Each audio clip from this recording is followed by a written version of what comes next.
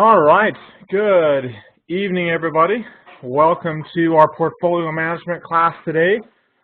Portfolio management with ETFs is the technical definition. Glad to be on with everybody. What a day. What a few days we've had in the market, really, since last week, since we met last week for this particular class. Hey, Eva, how's it going? Nice to see the familiar names. It's been kind of fun. I will admit that, so it's been a few years since I've been a coach at Investals, but even with that, you know, a lot of you I knew from my time coaching and teaching classes there. And I knew a lot of you by name, and would meet some of you in at the investor conferences or at live workshops. Those are always fun. That's why investor conferences are always so much fun, because you actually got to see you in person instead of, like I said, just your name on the WebEx that we used to have. And the community kind of gave us an opportunity to get to know you a little bit. But I will admit, like, seeing you here with your profiles here on our page, and a lot of you follow me on Twitter, or vice versa, and on Facebook, on the Facebook community as well. It's nice to get to know you a little bit. Now, we would like to eventually expand out the profile on our page on the website so that it is a little bit more, you can put whatever you want to put on it, but you can put a little bit more information there, like I said, to get to know you and things like that. So again, it's meant to be a community here, and that's kind of the point of communities, is to get to know each other. Yeah, exactly. So, so now here's an opportunity, if you're not on Facebook, to be able to have that same thing here with a limited audience, right? With just us, with just market scholars, and keep it kind of in-house. So that makes it fun. So it's been kind of nice to see all the pictures and all your profile pictures and cover images so far. And like I said, on Facebook, and for those who engage and like the Facebook posts and Twitter tweets, it's been kind of nice to see all the stuff there. So that's been kind of fun for me. So that being said, here let's get into disclosures here really quick. Remember, disclosures are these classes are for educational purposes only. As you follow any of these trades that we do in class, because we know that's part of the learning process. Just remember that they are intended for educational purposes only. It's not advice, since we don't know a lot of these trades are based off of our own personal financial situations and risk factors, and not yours. We don't know all of yours. Also, remember every personal responsibilities and guarantees as you take any of those trades as well, or apply what you learn here in real time. Risk of losses can be substantial, of course, and everything. Hopefully, you'll be learning as we make these trades how to manage risk. I will say, there was a quote I saw on Twitter that said, if you can't take a small loss, then you'll end up taking the mother of all losses. The worst possible loss you can ever take. And that is the case. If you can't take a small loss because you don't want to, and this thing has got to turn around, then especially in like vertical spreads, then you end up taking maximum losses, which is fine for vertical spread. We can keep it risk defined, like we talk about in those particular classes. But it's not so great, when it's some of these other kind of, stock trades that you just want to stay in for as long as it continues to trend lower. As we saw even in 2008, the broad market did that. The S&P 500 lost, over 50% of its value in a year. So, if you can't take a small loss and look and rotate elsewhere, yeah, GE, there's been a lot of them, right?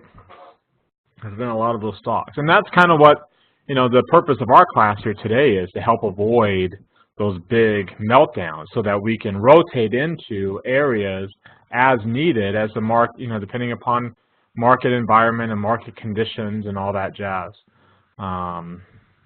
So that being said, let's go ahead and take a look at what's going on here as we transition into how to, we're going to focus on our international area today in our class. We started our portfolio last week, and this week I kind of want to break down that international component.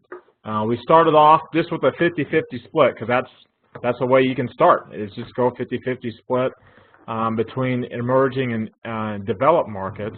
But that's not always necessarily the best thing to do. So we're going to talk about the different components of those international areas and how we might be able to take advantage of what's going on. All right. As we do that, let's take a look and see if anything's changed from market conditions based on how we're building our portfolio. So let me share my screen. Give me 1 second. Let's see. Here we go. 1 second. We'll do that the macro look first here, and then we'll start into our allocation decisions like we do every Thursday night. Where are we at? Okay. All right, then I'm going to bring my chat window over to my other screen so I can see all of y'all. It's my Texas drawl coming out. Some of you know that that's where I originally grew up, in the great state of Texas, before coming to school out here in the Intermountain West. Falling in love with the mountains and not really able to get back. I actually fell in love with my wife, and that was the main reason why I wasn't able to go back to Texas. All right, North Texas, Don, north of Dallas. Yep, Denton, exactly. Yep, Denton, Texas. So it's north of Dallas. It's University of North Texas, kind of the top of the Golden Triangle there in the Metroplex area. Except now, now you have like Plano and Frisco, and all those areas weren't nearly as developed whenever I graduated. By the time I graduated high school, as they are right now. All right, let's take a quick look. So the market outlook just came out. I had to catch myself there. The market outlook just came out. The video that Brandon put out there. So if you haven't caught that yet, you can do that after class here today. Kind of catch a look at what's going on in the markets. It was a little bit of I saw a little bit of a Twitter spat. I posted this on Twitter. Let me bring this over so you can see it. Give me a second. Where is it?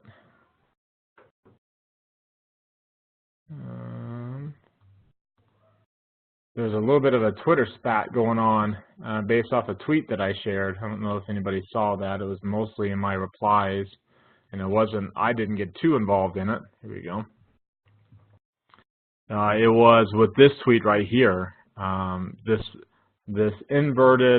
The possibility of this inverted head and shoulders pattern. So I'm not the only one. If you've been watching these videos, you've noticed that that this is something we've been looking at, right? These inverted head and shoulders pattern, which is a bullish price reversal pattern. And there's a lot of reasons to maintain this kind of a bullish bias here for a lot of different things, as we've talked about, and as I'm sure you've heard even tonight. You're sitting at some pretty strong layers of support on the S&P 500. And we are coming down to 2,600. We're bouncing off of it, not quite back up above that 50-day moving average, as well as you can also see too, not quite above that sloping 30-day moving average. You can also see too, we're testing the exponential moving average, and there's all that volume right in this area here on SPY to kind of give you an idea of the resistance. There's a lot of resistance in this area. It's not going to be easy. In fact, I wouldn't be surprised if this resistance holds the first time that we test it. I mean, we kind of tested it over here, but not really. And we obviously came right down, and let me zoom in so you can see it better. Oops, right here. So we kind of tested it right there before coming off, but really didn't. I mean, this is kind of, yes, in a technical analysis session, Krishna. Technical analysis, I'll go over this indicator a little bit more. I've been getting a lot of questions on that, so that's definitely on my list to go over.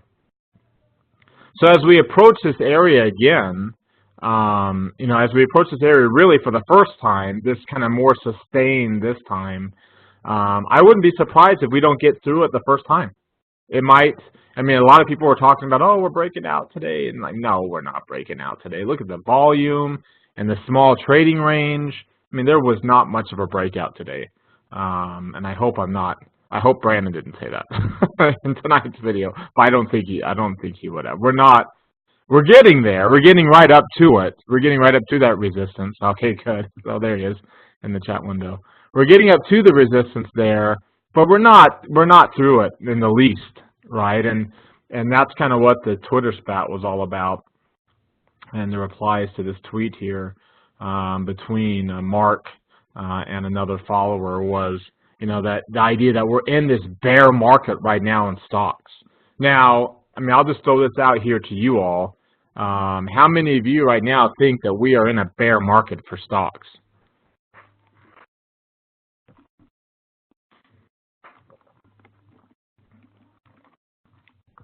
Yeah, me neither. I don't think so either. I mean, yeah, we're down. We've had a if you want to call it something, we can call it a correction, right?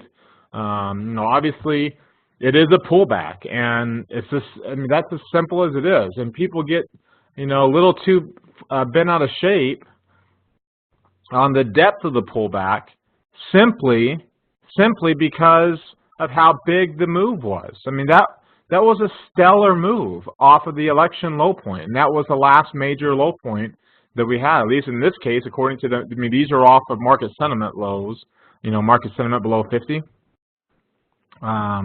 These are off the market sentiment low points, and so, that kind of coincides with the last time the MACD and the stochastics were both below their midpoints. So this is the next time. I mean, that's kind of where we're at right now. And that's kind of what we talked about, Mike. Was it the last class or the one before? I talked about this idea that, that if anything that comes out of Washington, if it doesn't impact economic expectations or earnings expectations, then everything is actually still fine. And that's the issue, really. The pullback has been as big and as deep as it was because the rally was so big and so long and with so little volatility. And that's really all it is. Right? That's really all it is. Yeah, there's some political risk. But that's the idea is that all the political risk that's come out has been short-lived. Even there's been a couple things even this week, and both of them say that's been short-lived. So if something comes out tonight, which the SPY is down a little bit, something's coming out a little bit tonight, putting pressure. Again, until it changes economic growth expectations, until it changes earnings expectations, then the trend is still, the long-term trend is still easily intact. Okay? The long-term trend is still easily intact. Break those supports right here at 260, that changes things. Come to SPX. Below 2600, break that support, that will change things.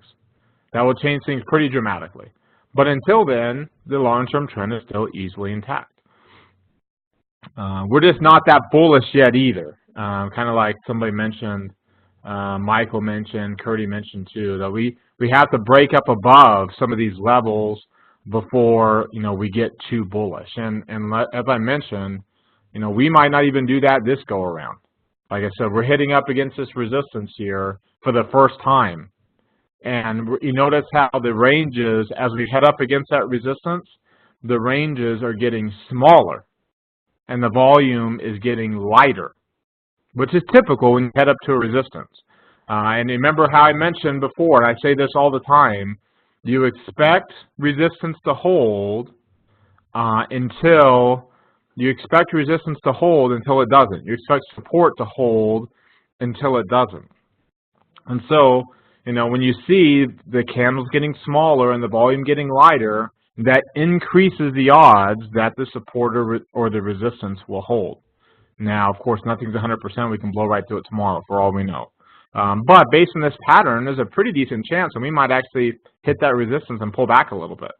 Now, I don't think we'll pull back all the way to these lows and get all crazy, but as long as the volume stays low and the ranges stay small on the pullback, then we'll just kind of pull back into this area here, find a lot of support here too, and then bounce off of it, right? And then bounce off of that. Scott brings up that February low point. Even that February low point came out. You remember when we talked about that long lower shadow in the market outlook? We hadn't started here yet on the Market Scholars classes, but in the market outlook videos, when we talked about those long lower shadows, there's always a possibility that you can trade back within that range of those long lower shadows.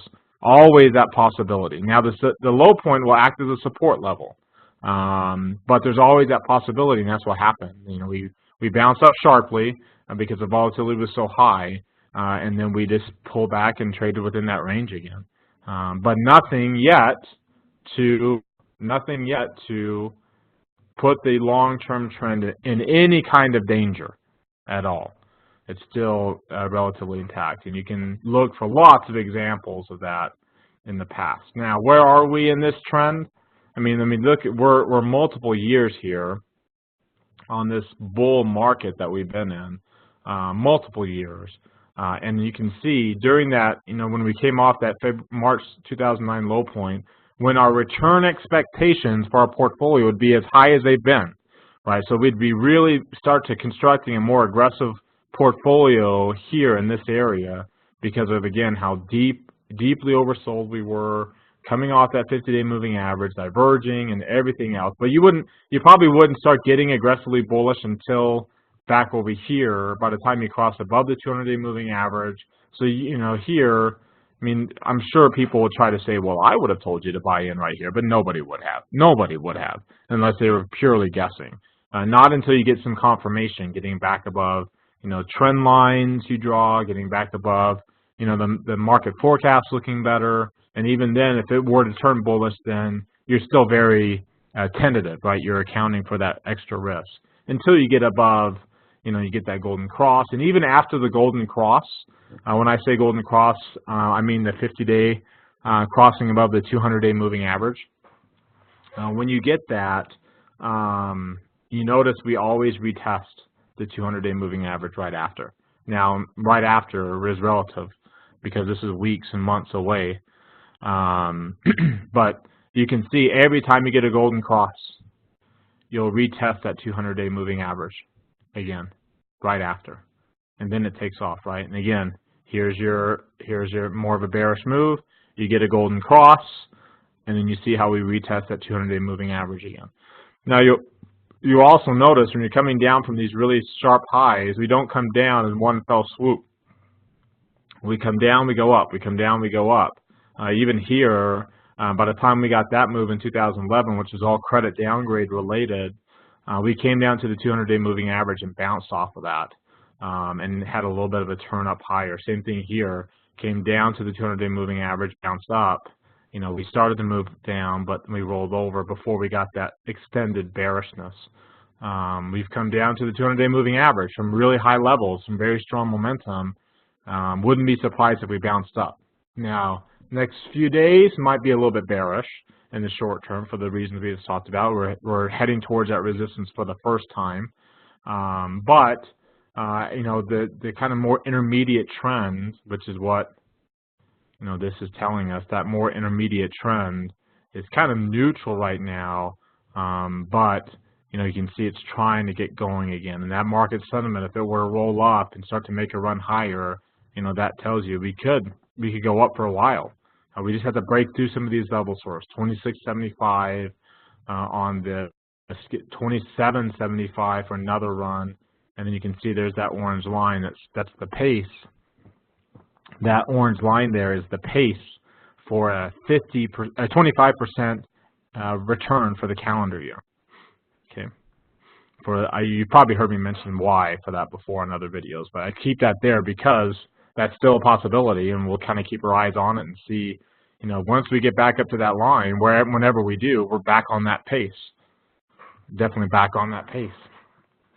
All right, you can see we got on back to that pace right off that February low point. So we'll see what happens this go around.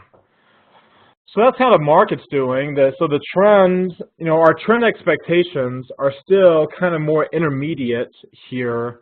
We still got a little bit of aggressive because that VIX is at 20, but not nearly as strong, mainly because that Shiller ratio, even with this pullback that we've had, give me 1 second here.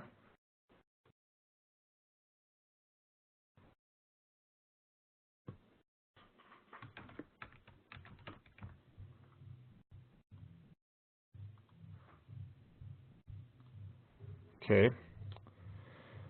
Well, so I do this from home. A lot of you know that I do this from home, and I've got teenagers and kids, and when mom's not home, I can hear the Seven Nation Army upstairs blasting through this feed. Well, I can't hear the music. All I can hear is that bass, that beat coming through the stairs. So it's like, okay, I got teenagers now.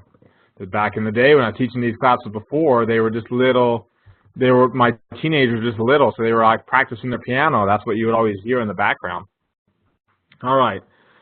So the Shiller PE, you can see it's still at very, very high levels.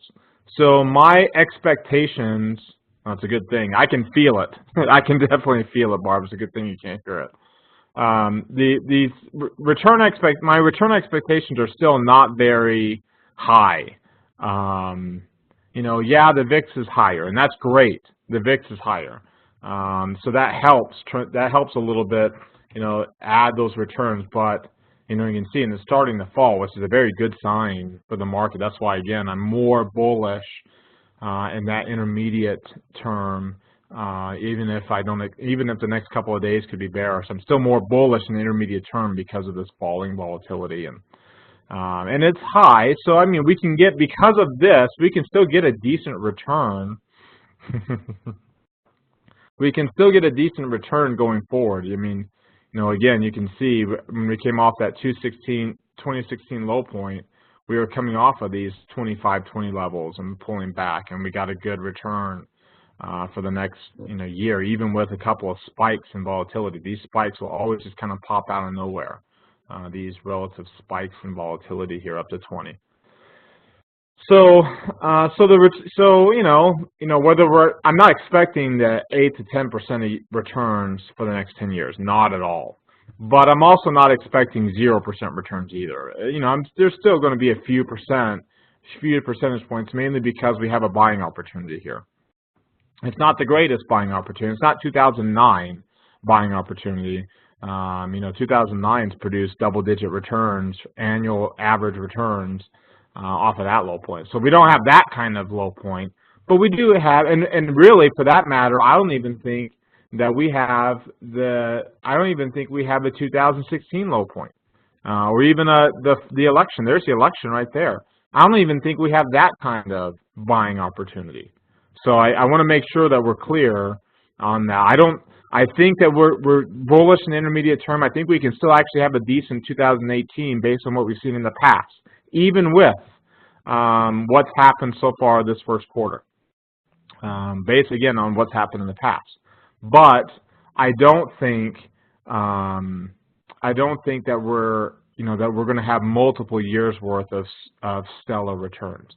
I think our returns are going to start to be a lot more muted there. So that kind of pictures, that colors my sentiment. And how good is it for me to be able to say that? I can tell you what I'm thinking. I don't have to worry about Brandon telling me to watch it, right? He's gonna get that compliance department upon me. So same thing for him. I'm sure that he feels a lot unchained, so to speak, to be able to teach the way we want to teach. It's been a great thing. So now, I talked to you before too about how U.S. stocks, while my return expectations are still down, and nothing's changed on that. I still think we have this good bullish. Think we can get a good move, but nothing's really changed on that. I still feel that way, and we'll start to go into how to do the SPY, how to do our U.S. stock allocation later. That's for another class.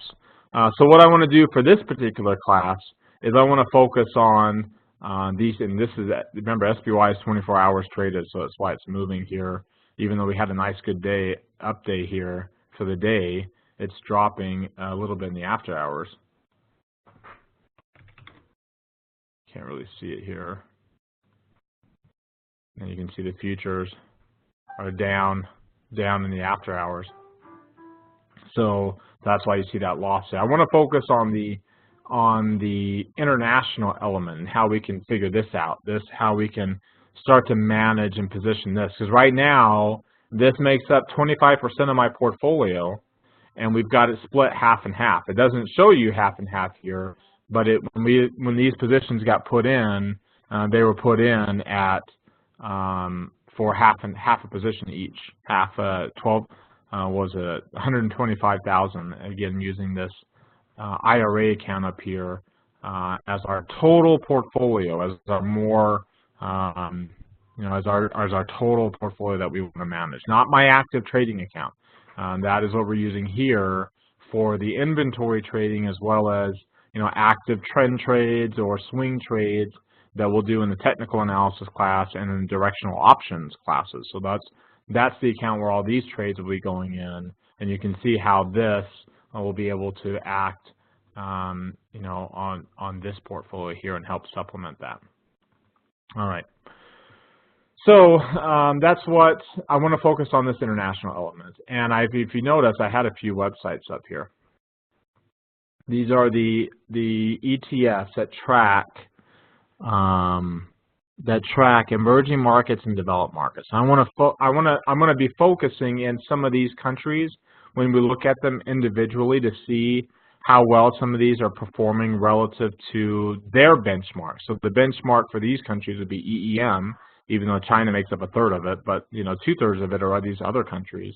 And you can see South Korea, Taiwan, and then down to Russia. Brazil is a big name in this area. Mexico, with its ties to crude oil prices. Right, there's different elements there.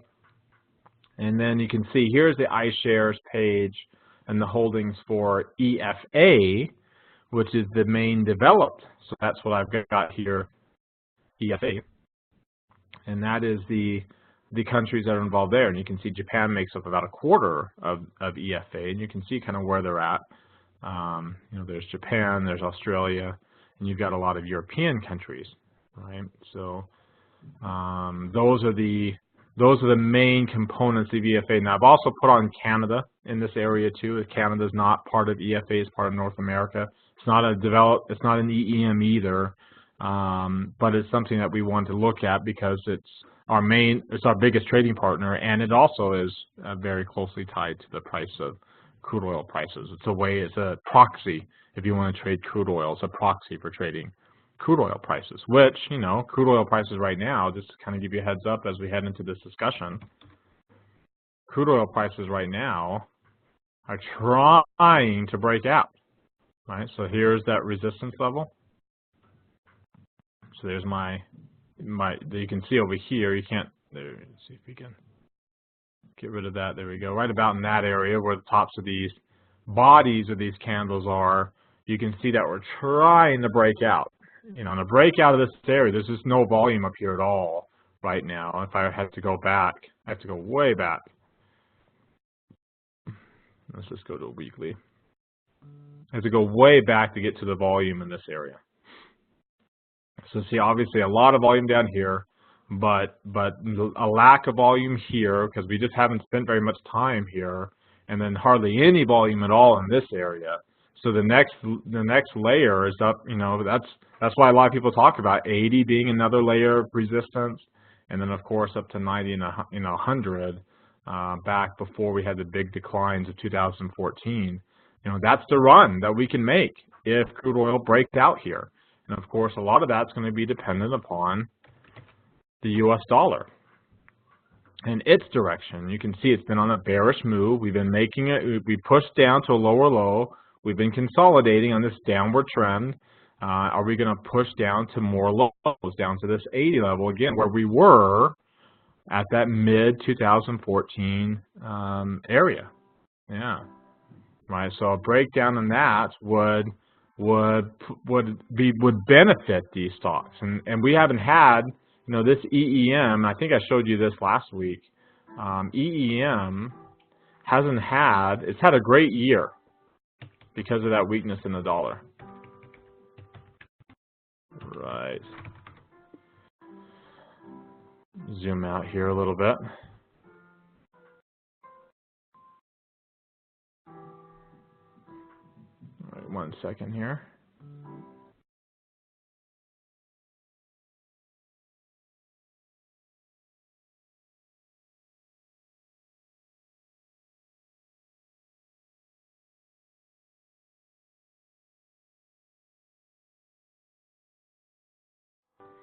All right. So you can see EEM's it's been, yeah, there's the piano music. Yeah, there it is. In fact, I still think though that that's a student up there and not one of my boys. Unless they're like playing blindfolded right now or something. All right. Or it's actually, what's my, obviously that's not my 6-year-old either, but my 6-year-old is starting piano lessons. Starts it here at home. We always start here at home, but he's my fourth and final son that's starting up learning how to play. So we'll be back to the chopsticks and the, those things. So here's that level of how EEM performed. And again, if I were to go back and see how far back, yeah, there we go. So you can kind of see how EEM does when the dollar is weak. And that's the last time the dollar had a really weak extended period of time. Just to kind of show you raw numbers here, let me go to, I'm going to get rid of these studies, and I'm going to come over here to comparison chart, and I'm going to throw on SPY, and I'm going to come over here from the beginning of the chart, ish.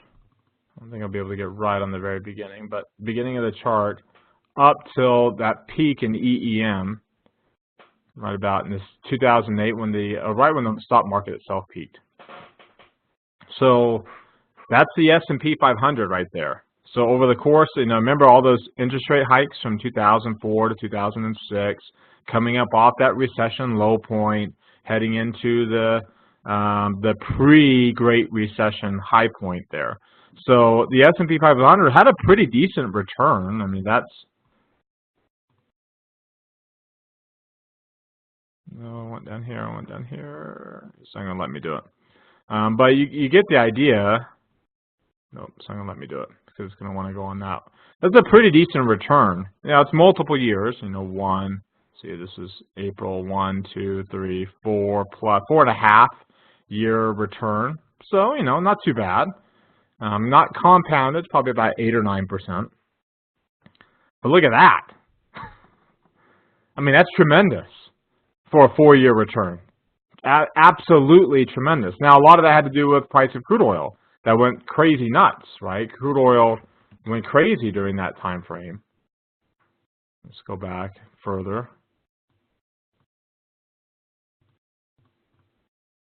There's crude oil. See, crude oil went crazy nuts from April 2003 up to the peak of 2007, and then you had that next peak on 2008, right? That had a huge factor because a lot, Brazil and Mexico and a lot of these emerging markets are tied to crude oil, to commodity prices. Of course, also you have New Zealand and Australia and Canada, which will be tied to that too. And then, of course, during that same amount of time, there is from April 2003 down to the end of 2007, there is your dollar going from $100 down to $80 or less. and similar moves is what we're making right now. So during this past year here, you can see that EEM has had a good year, and why is that the case? Because of the falling dollar. So we need to be aware of currency prices, and that's why I brought up this chart here. You probably don't look at this very often because you don't trade. I mean, some of you may not trade spot currency contracts, and that might be something we bring back on here eventually at Market Scholars. It's something that I always taught at Invest Tools, but we don't have a class for it now. Probably wouldn't be a whole lot of people that would use it yet. So in this particular class, we will look at it because we do need to be aware of the direction of the U.S. dollar and where it can go. Yeah, definitely need. It's more of a. It definitely is a lot more active trading. The way I taught it, Phil, wasn't as active as. I mean, it's not. I mean, you see like infomercials about day trading forex and things like that. I never did that. I think that's how you really blow up your accounts, unless you just are really really good. But I didn't have the stomach for day trading forex.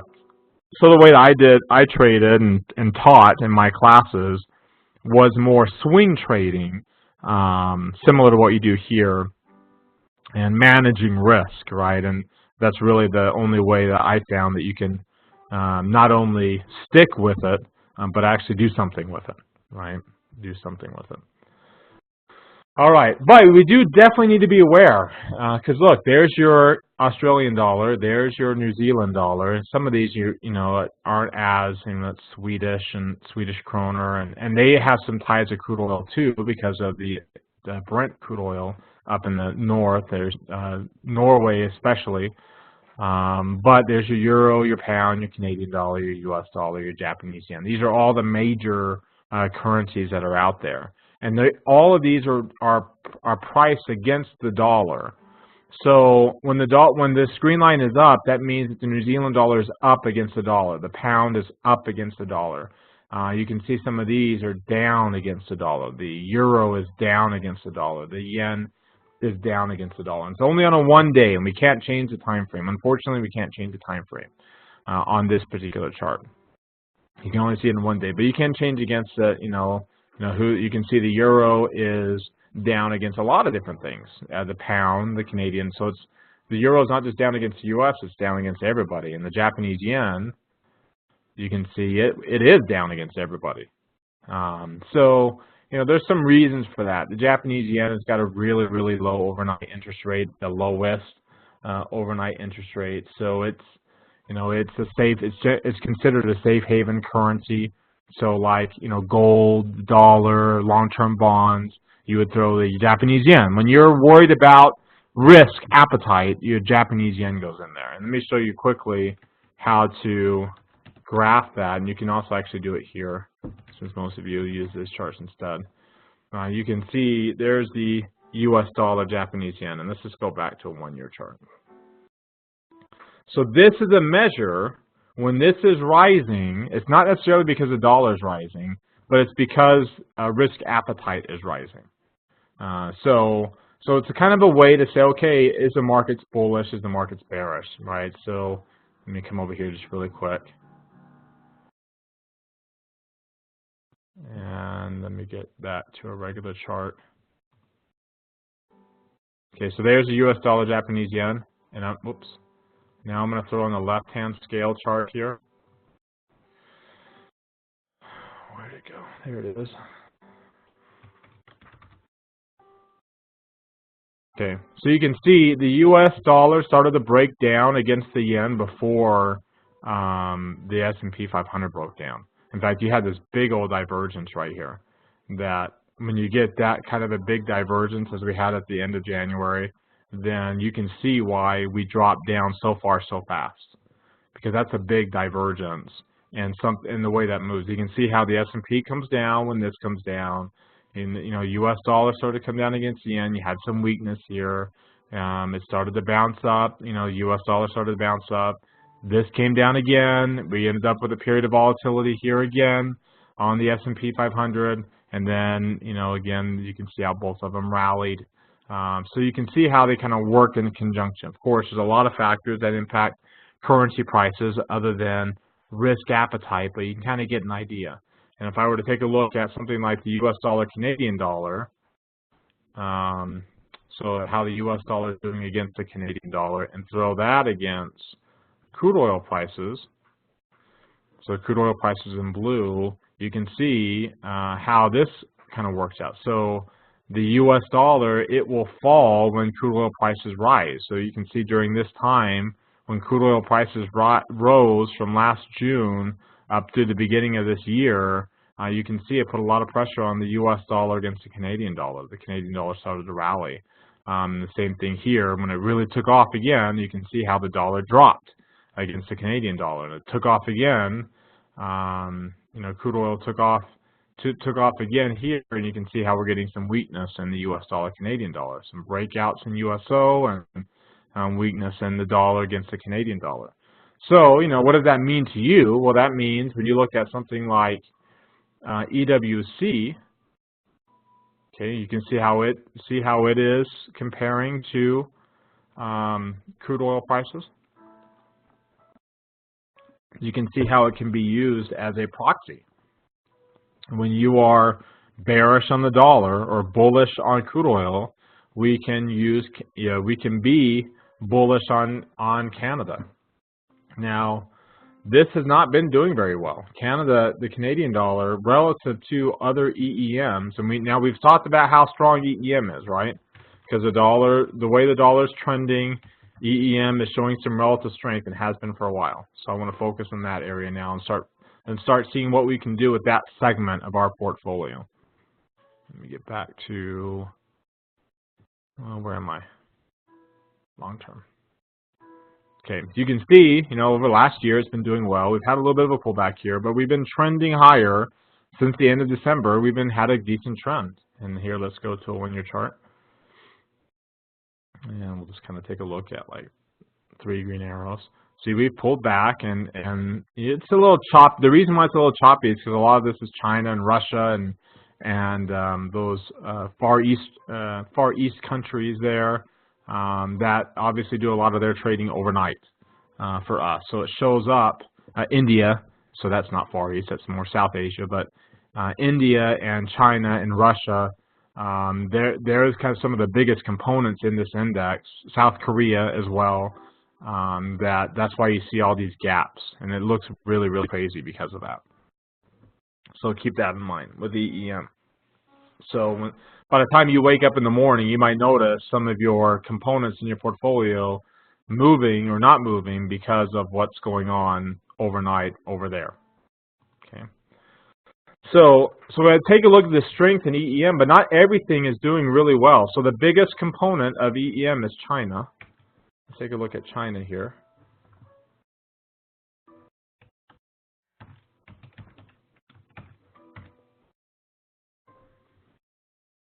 And now let's go back to a long-term chart. Not as many gaps in the weekly chart because, again, you only have to worry about that overnight session on Sunday nights to Monday morning. And then you have the rest of the week, right? So that's why it doesn't look so choppy here on the weekly chart. But you can see how China hasn't really been outperforming the S&P 500. I want to look at it compared to EEM. You can see it's been about as flat as it can be, right? I mean, that level 1 means that the price of FXY is the same as the price of EEM, and it's just price, not market cap or anything like that. It's just purely price. So when you look at the price, they're the same, and they have been the same. They've been fluctuating between 5% less and 5% more over the last couple of years, but it's been about as flat of a trend as you can possibly have. I mean, this week has been good. This FXI has had a good week this week, but relatively speaking, it's been a laggard. Again, look at EEM. Look at the chart for EEM. That's the chart for EEM. So that's the chart for FXI, and it looks good, but when you look at FXI relative to EEM, because, again, it makes up 30%, it's the biggest component, there's not a whole lot of outperformance there. So do I ever need to have this be FXI instead of EEM? And according to this, at least right now, the answer to that would be, what do you think? No. Yeah. No, because it makes the most of it, right? It makes it, and it's not now right here. You can see it had a pretty decent move from mid 2014 for a year there to mid 2015. There was a pretty decent run in FXI. So right there is the move from what 32.5 up to 47.5. So almost a 50% gain. Where during that same time, EEM went from about 40 to about 40. So there will be times where FXI is outperforming and deserves its own component in our portfolio. But for the most part, if we have EEM, then we have FXI. Right, we have FXI. That's not the case for everything, though. So let's pull up one of the major emerging markets out there, and that is EWZ. So EWZ, this is a long-term chart of EWZ, a weekly chart. EWZ is now performing now for, last, I don't know, 5-6 weeks or so. It's been doing pretty well. It's the last couple of weeks, you can see we've been pulling back. We pulled back below the 50-day moving average. We pulled back down towards the 200-day moving average. It's not the first time it's done that, right? It did that. You got the golden cross over here. And just like I mentioned to you before, after you get a golden cross, what happens? You typically test a 200-day moving average. And you notice after that test of the 200-day moving average, it rallied up. It got up to a point here about right there, 47% return off of that test of the 200-day moving average, 164% annualized return. So it's just over 147 days, almost a half a year there. So pretty decent move. Then we pulled back. Okay, well, everybody did in 2016, and we had the rally off of that low point in 2016, eventually getting up to that high point. It's about a 29% move off that low, 88% annualized, another half a year again, roughly. Big dip on that, came back down, tested that 200-day moving average again, higher long-term low point, came off of that low, and got up to, by the end of that week, the highest weekly close here, 31% return over 84 days, so 226% annualized return, pullback, testing the 200-day moving average again, in a matter of what, 1, 2, 3, 4, 5, 6 weeks at the beginning of the year here, 25% return, 500 annualized, so obviously just 40 days, so not very long, just about a month and a half. But now we pulled back to the 200-day moving average. So throughout all these ups and downs, so off of the first test after the golden cross, the first test for EWZ, and this is the Brazilian ETF, all the way up to where we are now, so coming off of early 2016, where there was a lot of bearishness for all sorts of stocks there. We've had it. EWZ has had a pretty decent return, 74% total, 75 total, about 2 years, going on 2 years, 686 days. So not quite 2 years, but getting there. 34% annualized return. So I don't think there's value opportunity here, but I think there's opportunity for the golden cross, Stephen, is a 50-day crossing above the 200-day. So I hadn't gone into that. 50-day crossing above the 200-day moving average.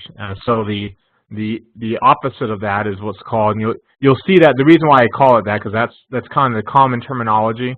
The opposite of that would be a death cross, right? When the 50-day comes below the 200-day moving average. So when it happens, you'll hear about it a lot. And so just know that when it happens, on the bullish side of things, we've come up sharply off a low, off a significant low point, for that to happen. And so it's usually not the best time to actually be bullish. there's almost always a pullback to the 200-day moving average again. Almost always. I mean, you'll bust. You see, you can't get the golden cross without already being above the 200-day moving average pretty sharply. So you can see, like right there where my cursor is, you can see over here, right there, that's when the golden cross occurred. Right there. I mean, that's how much we had already gained. We were coming up off a divergent low point, sharply divergent low point, and got up to the high point in between and broke through, as well as the 200-day moving average. And you can see, so that's where you got the golden cross. We peaked 2 weeks later and pulled back. So like absolute worst time. And that's when you hear about it. And this isn't the EWZ, but like if it was the S&P 500, I mean, there'd be 100 million tweets about it, and you'd hear about it on TV. It'd have its own little segment on financial reporting, and you hear about it everywhere. And so just know that after you start hearing about it everywhere, there's going to be a pullback generally. It might be a couple weeks, it might be a month or two, but you'll get a pullback to the 200-day moving average, and then you'll start hearing things like the golden cross doesn't work and blah, blah, blah, and it's just a retest, and you'll bounce off of it, and the trend will start again. So that gives you the opportunity. So I don't think we're not at that point. This is not EWZ would not be a value portion of my portfolio. We're looking at 12.5%, right? We're managing right now the 12.5% portion of this portfolio of EWZ, of our VEM. And if I take a look at this chart here, Brazil is already 7.5% of EEM. So having EEM in my portfolio is already going to be, a small portion of that 12.5%. So the question is, do I want that portion to be bigger? Do I want that portion? So again, this is what? Get my calculator out here. 7.25%. So let's say this. Because we're still right around that mark, and it's all in. It is all in. It is all in EEM right now. Okay, and again, that's 12.5% of that total portfolio. And then technically, out of that 125,000, I've got 9,000 in EWZ, if that makes sense. I've got 9,000 already in EWZ, which of course is 9.9% of my total portfolio. So now the question is, do I want that number to be more? Do I want to allocate more to that position than just 0.9%? Do I want to allocate, because I'm already going to have that, do I want to have a 5% position, which would mean 4% additional outside of, because I've already got 0.9% coming from here. So no matter if I keep, as long as I keep, EEM as part of my portfolio, I'm already going to have some Brazil there. How much more do I want? How much more do I want? Because it is right now an outperformer relative to EEM. Okay, it's above, it's pulled back, it's above its 200-day moving average, it's had a better run, it's kind of triangling here. You've got an ascending triangle forming on the relative strength line. We've pulled back down a couple of times in 17, at the end of 17 and right now. So again, look at that here. Here's your 2017, end of 2017 and right now. So every time we pull back to a higher low point on the relative strength line, it's been a new low on EWZ. So there's going to be opportunity. There's going to be opportunity for EWZ as well as opportunity for outperformance on that. And so I want to have a little bit more of my portfolio allocated to this as a trend, as a kind of momentum trade. Not a lot, right? Not a lot, because I already have some in here. But out of that 12.5% that's allocated towards emerging markets, I want to put a little bit, a smaller portion of that towards an outperformer, something that's inside of it that I expect to do better than the rest that's inside of it, if that makes sense. Okay, so what we're going to do, because we already have 1% in there, is we are going to put 3%. 3% of that 12.5% we're going to put towards EWZ. So 9.5% towards EEM and 3% towards EWZ. That's going to give me a pretty decent chunk towards this outperformer. And that can change, right? I can alternate that. That's going to be my tactical portion as I see EWM. If it doesn't bounce off of this, if it starts to break through lows, especially on a relative basis, I can alternate that and stick it back into EEM and look for some other outperformer. Okay? Yep. Exactly. Exactly, Mike. Sell the 3% on the here out of what I've currently got and buy EWZ with it. And again, we're doing this as we build into it, and I'm going to do it again next week for this EFA with what's going on in Europe, because that's a whole another discussion here, what's going on with EFA. And then we're going to do it again with SPY, we're going to do it again with TLT until we get everything allocated. Okay? So this discussion here, tonight's discussion is on EEM.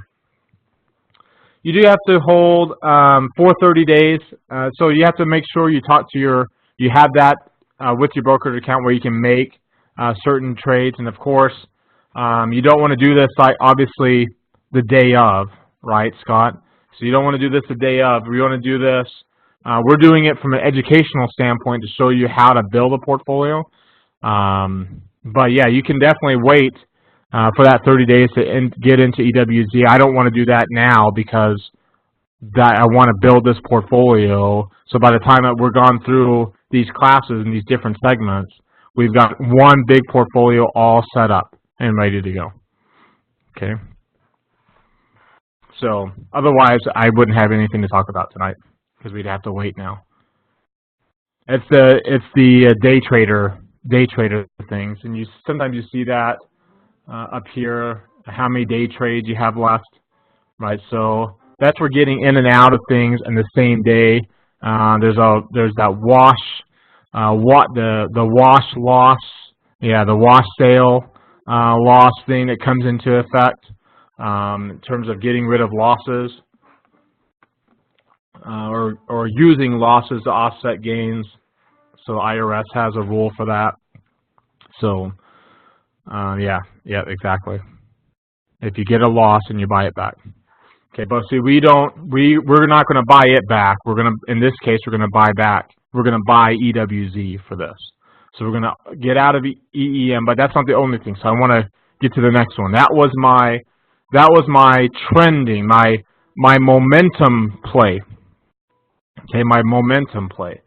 So I want to take a look at another one, because again, one of the other benefits, right, and one of the other kind of big moves right now is crude oil.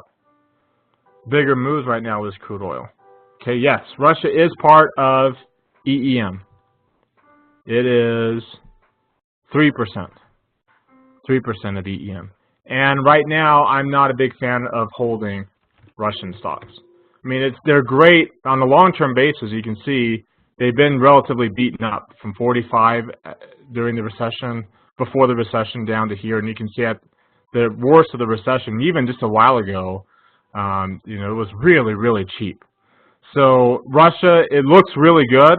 I'm just not a big fan right now with what's going on with the geopolitical risks of Russia.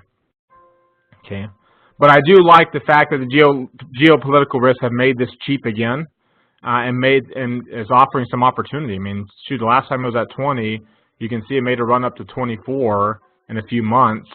That's what, 20% gain or 10% gain, 20% gain to get up there.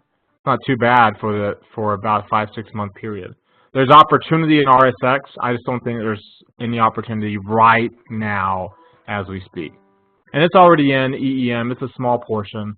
It's in there, and it's at a small portion. And I just would like to leave it at that small portion for now. There'll be more opportunity here eventually to get in that. I just don't think right now is that time. Okay. All right, but one thing I did want to talk about with crude oil, with the opportunity that's there in crude oil, then one thing I did want to talk about is one of these emerging markets that has more of an impact with crude oil, and it's got, it's had a bad name here lately. A lot of it, especially since the election, right? So here's the election, and there's everything that happened since with the election, with the whole building the wall and immigration and all of that, and it brought it down to about $40. But again, if I were to throw on a left scale of crude oil, it is always a bad name. You can see how this particular ETF is negatively impacted by this drop in crude oil. Then we go sideways. We have a little bit of a run, and the stocks came off of that. You can see it came up even though crude oil didn't. And again, the reason why is because it fell on that news, and it came right back. Right? It corrected that, and by the time it had corrected that drop there, then it started to go up as crude oil rallied. A little bit of a pullback again, back down to 50. But you can see it's starting to. It's been underperforming for so long, and now it actually has some opportunity here. Kind of the 50-day crossing back up above the 200-day moving average.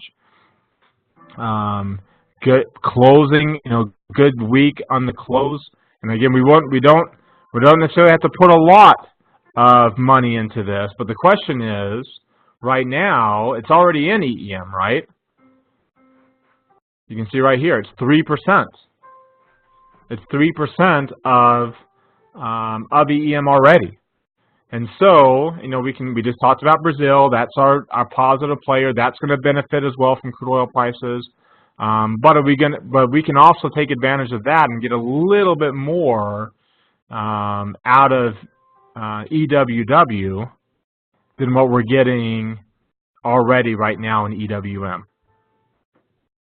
Okay, and it's been a laggard, so it's definitely not a momentum trade. This one has been lagging behind. Let's take a look at the relative strength of EWW to EEM. I mean, look at that. It's been lagging behind big time, and really since the beginning of 2016. There's your election, and a little bit of a bounce with that bounce in crude oil, and then then really pulling back. So, again, to kind of show you what that means, let's get rid of studies here and put on that comparison chart. You can see since right here, 2016,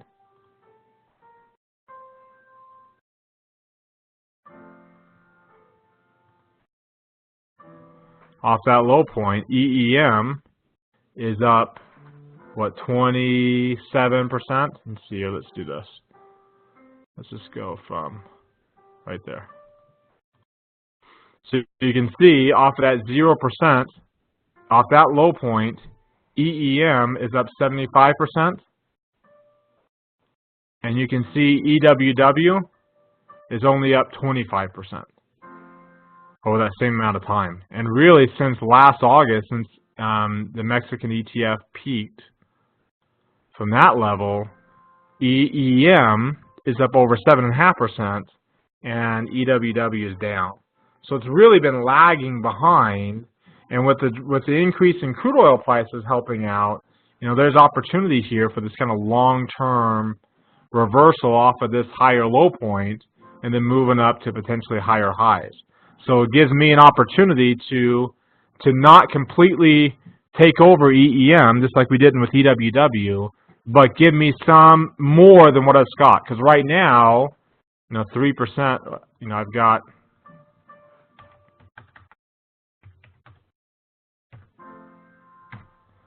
3750 out of that component, 3750 is in Mexico right now as we speak, and that is only, to kind of give you an idea, 0.37% of my portfolio. So it's a very, very, very small component. So what I'm going to do now then is I'm going to take another 2% out of EEM. So I'm going to leave it with 7.5%. And I'm going to have 3% in EWZ as a kind of an outperformer trend trader. Brazil, out of all the EEMs, and I'm not a big fan of China right now. I'm not a big fan of Russia. There's a lot of geopolitical risk with both. But with the weakness in the dollar, that benefits some of these Latin American countries. EWZ, which has already been a strong trender for a while, and has pulled back and is giving a bounce opportunity here, as well as EEM, which has been lagging for so long, but the rising crude oil prices and that weak dollar can have a benefit there too. So there's my opportunity to diversify this a little bit. And everything else is kind of matching it. So that's why I don't really want to diversify. If it's everything else is already in it. So unless there's a compelling reason for me to bump these numbers up here, essentially is what I'm doing. I am now bumping both of these numbers up to a higher level of what I want out of this component because one is outperforming well and the other has opportunity now, some value. So a value here as well as a momentum trade there. And staying away, because I've already got 30%, so I don't need to add any more here. And I don't need to add any more here either. And there's definitely some geopolitical risk in those areas. And this one here, South Korea is an interesting little component. I won't do anything with it in this particular class today, but just for future reference, South Korea has been considered a leading indicator of global economic growth. So as South Korea starts to move one way or the other, that can kind of give us a sign. And so a lot of people will look at like their industrial production numbers, their ISM, their particular ISM for just a sign. Just it's just a canary. It's nothing's 100%, but it's just something that can tell you that things are either looking really good or things are not necessarily looking really good. So in other words, the time to really do well, to put more money into South Korea is when we're in that economic growth cycle where it's starting to turn up again, right? And of course we're getting very, very mature in this particular economic growth cycle. So it's already 15%. It's already a good chunk. I don't feel any need right now to add any more to that. And you can almost say the same thing in Taiwan, but it's more an issue with South Korea. Okay. All right. So again, to review, we had 12.5% into EEM. We're going to leave the bulk in there, 9.5%, but we're going to take advantage of a momentum trade and a value trade in Latin America. For the reasons we talked about today. And so we're going to say, okay, we're going to bump this one up, and we're going to bump it. We're going to have it be 3% of our portfolio, and we're going to have this one be 2% of our portfolio. So a little bit higher than what it already is. This one's at 0.3%, and this one was at I can't even remember now, but let's see. That one was at not 0.9%. So we're going to bump that number up, and we're going to bump that number up to some higher levels and see if we can't take advantage of some opportunity there to give us some outperformance in our portfolio. So that's our class for today. So that was our focus on today's discussion. Next week's discussion, we're going to look at the developed markets. There's two different discussions there. There's Japan, and then there is Europe. And Europe's the bigger thing that's going on right now. And so that's going to be our bigger concern. So we're going to take a look at that next week and talk about if we want to allocate within that segment, allocate less from here and more into EEM, or put more into EFA and pull some out of EEM and put into here. So that's going to be our discussion for our next class. So as always, let's come back over here to our slides. This one here. Thanks as always for your time tonight. I appreciate you coming on. Hopefully you're getting some out of this, some knowledge out of this in terms of managing the bulk of your portfolio, getting it set into a basket of ETFs based on return expectations, based on current market conditions, and then as we get going week after week in this, we'll learn how to build and manage and allocate accordingly as things change and adjust, paying attention to all these risk factors that are out there that can impact different things, and as markets change and as expectations change. So thank you very much again for coming on, for spending your time. Those that are watching the recording, thank you very much for watching. Check out the forums. I'll post in what we did today there in the forum again, like we did before. Any questions on anything we talked about today, remember to post them in the forums. Any ideas that you find that you want to share with the group, of course, that's what forums are for as well. Just create new topics in there. Remember to create new topics, reply to existing topics. The more you do that, the more likely you are to win one of those gift cards. We have until May the 5th, so we have still a lot of time for you to engage and be active in those forums there. So again, thanks. Have a great evening, everybody. We'll see you all next week.